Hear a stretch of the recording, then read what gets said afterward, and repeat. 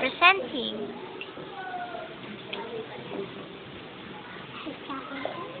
Baludong yun. Sigaw. Oh. Ay! Iki! Tabi! May nagpipicture. Parang yung hindi. Hindi ko tayo na.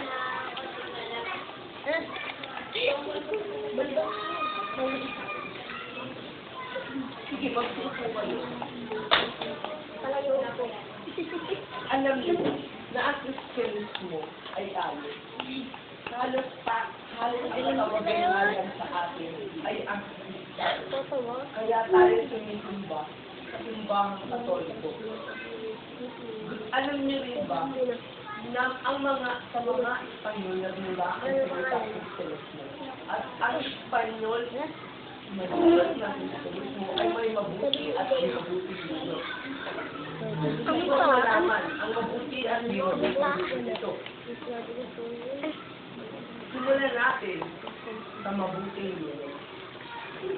Merong tao na kauna-unahang naging Kristiyano, ito ay si Humabol.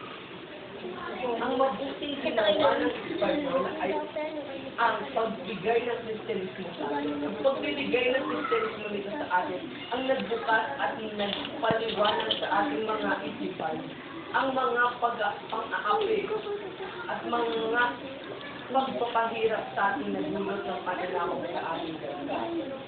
At ang mabuting na idulot ng ito ay ang mga paggalang ng mga bata sa matanda. Pagkakawang gawa natin at ang mga at pagdiriwang natin ng pesta ng sabay. Halos tayo ay nagsadap sa isipan dahil sa Kristiyanismo.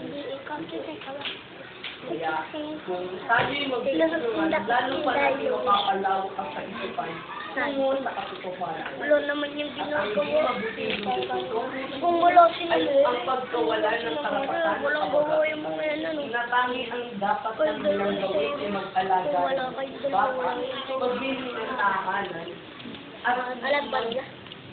matutularan kung paano Wala kami dalawa ni Cyrus, ano wala pinunta.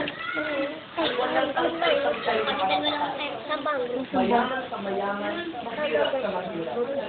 At halos lahat ng kababaihan ay walang Yung group 1, group 2, sila Yan ang Mary. nangyari ng panahon Ang family na Mark. Group 4 ay sila Beth. kaya na itatag ng Kristiyanismo, doon natin nabuksan ang kaisipan at damdaming makabayan upang maging isang malayang bansa tayo. Bilang at maraming salamat. At sana yung maipabatid ito sa mga wala pang kaalaman tungkol sa ganitong sitwasyon na tanging ang alam lamang ay ang mga mali na idulot ng Espanyol. At meron po ba kayong kapatid? Maraming salamat po sa atin sa pagbibigay niyo sa atin ng mga kaalaman. Maraming salamat po sa atin. Walang anuman, sawa ko.